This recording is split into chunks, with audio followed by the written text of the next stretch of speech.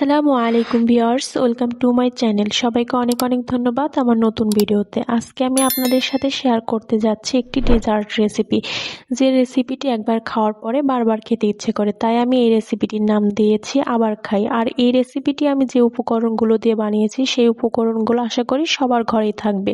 তাই আমি এই রেসিপিটি দিয়েছি গরিবের ডেজার্ট। আমার এই রেসিপিটি যদি আপনাদের কাছে ভালো লেগে থাকে তাহলে অবশ্যই ভিডিওতে একটি লাইক দিয়ে চ্যানেলটিকে সাবস্ক্রাইব করে আমার পাশেই থাকবেন। আশা করি আজকের রেসিপিটি আপনাদের কাছে ভালো লাগবে। তো বেশি কথা না বাড়িয়ে চলুন ডেজার্ট রেসিপিটি আপনাদের সাথে শেয়ার করা যাক। এই ডেজার্ট রেসিপিটি বানানোর জন্য যেটা আমাদের প্রথমেই লাগবে সেটা হচ্ছে সেমাই। সেমাই আমি একটি কড়াইয়ের মধ্যে অল্প একটু তেল দিয়ে ভেজে নেব। খুব বেশি ভাজা যাবে না, সেমাইগুলো যেন পুড়ে না যায় সেদিকে খেয়াল রাখতে হবে। হালকা লাল হয়ে আসলে সেমাইগুলো কড়াই থেকে উঠিয়ে ফেলতে হবে। সেমাই ভাজা হয়ে গিয়েছে, এর থেকে বেশি ভাজা যাবে না। এবার সেমাইগুলো কড়াই থেকে একটি বাটিতে তুলে নেব। তুলে নিয়ে এই কড়াইয়ের মধ্যে অল্প একটু চিনি দিয়ে ক্যারামেল তৈরি করে নেব। কড়াই থেকে সেমাই তুলে নিয়ে এই কড়াইয়ের মধ্যে দিয়ে দিয়েছি হাফ কাপ পরিমাণ চিনি। চিনির মধ্যে হালকা একটু জায়গা করে এর মধ্যে দুটি সাদা এলাচ এবং 2 টুকরো দারচিনি দিয়ে দিয়েছি, যেন ক্যারামেল হতে হতে দারচিনি এবং সাদা এলাচের গন্ধটা চিনির সাথে মিশে যায়। চিনি থেকে ক্যারামেল করার জন্য অবশ্যই কিন্তু চিনিটা কড়াইয়ের মধ্যে দেওয়ার পরে নাড়াচাড়া করা যাবে না। যখন চিনি থেকে নিচ থেকে পানি ছেড়ে দেবে এরপরে নাড়াচাড়া করে ক্যারামেল তৈরি করে নিতে হবে।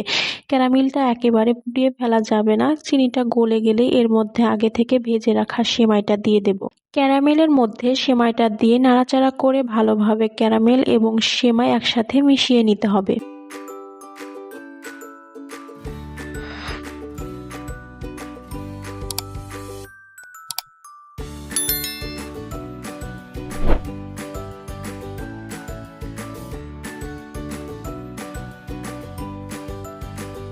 চিনি এবং সেমাই ভালোভাবে মিশে গিয়েছে। এবার একটি বাটিতে তুলে নিচ্ছি। আমি 2টি বাটি করে নিয়েছি। একটি বাটিতে তুলে নিচ্ছি এবং গরম থাকা অবস্থায় ভালোভাবে সেমাইটাকে বাটির শেপ দিয়ে নিতে হবে। ঠান্ডা হয়ে গেলে কিন্তু ভালোভাবে বাটির শেপ দেওয়া যাবে না, ক্যারামেল জমে ঠান্ডা হয়ে যাবে এবং শক্ত হয়ে যাবে। গরম থাকা অবস্থায় বাটির শেপ দিয়ে নিতে হবে এবং বাটিটাকে ঠান্ডা করতে দিতে হবে। বাটির সেমাইটা ঠান্ডা হয়ে জমতে থাকুক, ততক্ষণে আমরা মালাই তৈরি করে নেব। যেহেতু আমি এই ডেজার্টটির নাম দিয়েছি গরিবের ডেজার্ট, তাই আমি এই মালাইটি খুবই সাধারণভাবে তৈরি করব। এই মালাইটি তৈরির জন্য আমি নিয়ে নিয়েছি 1.5 কাপ পরিমাণ পানি এবং হাফ কাপ পরিমাণ চিনি এবং ফ্লেভারের জন্য অ্যাড করেছি একটি সাদা এলাচ এবং 2 টুকরো দারচিনি এবং তেজপাতা। আর এর মধ্যে দিয়ে দিয়েছি পানি ঠান্ডা থাকা অবস্থাতেই 1/3 কাপ পরিমাণ চাউলের গুঁড়ো। এবার কালারের জন্য দিয়ে দিয়েছি সামান্য একটু yellow food colour. Food colour খুব বেশি ব্যবহার করা যাবে না, 1 ফোঁটা ফুড কালার ব্যবহার করতে হবে। এবার সবকিছুকে ভালোভাবে মিশিয়ে নিয়ে এর মধ্যে অ্যাড করে দেব 1.5 টেবিল চামচ পরিমাণ গুঁড়ো দুধ। আপনারা চাইলে এখানে ফুড কালারের পরিবর্তে কাস্টার্ড পাউডার ব্যবহার করতে পারেন, তবে আমি যেহেতু ডেজার্টের নাম দিয়েছি গরিবের ডেজার্ট, সেজন্য আমি কাস্টার্ড পাউডার ব্যবহার করিনি, ফুড কালার ব্যবহার করেছি। আর এখানে কিন্তু গুঁড়ো দুধটা ব্যবহার করার পরে কালারটা অনেকটাই কমে গিয়ে লাইট কালার হয়ে আসবে এবং কালারটা দেখতে ভীষণ সুন্দর হবে।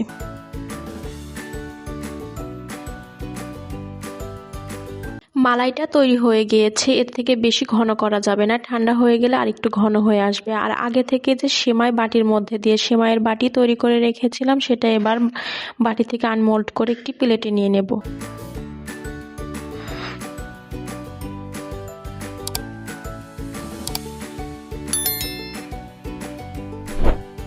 এবার সেমাইয়ের বাটিটা আলাদা করে নিয়েছি। এবার আগে থেকে যে মালাইটা তৈরি করে রেখেছিলাম, মালাইটা ঠান্ডা হয়ে গিয়েছে। এবার সেমাইয়ের বাটির মধ্যে অল্প অল্প করে মালাই দিয়ে ডেজার্ট তৈরি করে নেব। আমি সবসময়ই চেষ্টা করি সহজের মধ্যে ভালো কিছু ডেজার্ট, ভালো কিছু রেসিপি দেখানোর জন্য, কারণ যারা প্রফেশনাল কুকিং ভিডিও বানান তাদের কাছে সবসময় অনেক কিছু থাকলেও যারা রেসিপি দেখে রেসিপি বানাতে চান তাদের কাছে সবসময় সব ধরনের উপকরণ বা উপাদান থাকে না। তার জন্য আমি সবসময় চেষ্টা করি ঘরে থাকা সাধারণ উপকরণ দিয়ে কিভাবে ভালো রেসিপি, ভালো ডেজার্ট বানানো যায়। আশা করি আমার ভিডিওটা সবার কাছেই ভালো লেগেছে। হয়ে গেল না গরিবের ডেজার্ট রেসিপি। আশা করি এই রেসিপিটি সবার কাছেই ভালো লাগবে। এটা খেতে অনেক বেশি মজার হয়েছিল এবং একবার খাওয়ার পরে বারবারই খেতে ইচ্ছে করেছিল। আশা করি আপনারা সবাই একবার করে হলেও বাসায় ট্রাই করবেন। আর কারা কারা বাসায় ট্রাই করেছেন অবশ্যই কমেন্ট করে জানিয়ে যাবেন। আর আমার বিশ্বাস আজকের রেসিপিটি সবার কাছে অনেক বেশি ভালো লাগবে এবং অনেক বেশি ইজি। তো সকলেই ভালো থাকবেন, সুস্থ থাকবেন। আর আমার রেসিপিটি কেমন লাগলো অবশ্যই কমেন্ট করে জানিয়ে যাবেন। আর যদি আমার ভিডিওটি ভালো লেগে থাকে তাহলে আমার ভিডিওতে একটি লাইক দিয়ে আমার চ্যানেলটিকে সাবস্ক্রাইব করে পাশেই থাকবেন। আজকের মতো ভিডিও এখানেই শেষ করছি। আসসালামু আলাইকুম।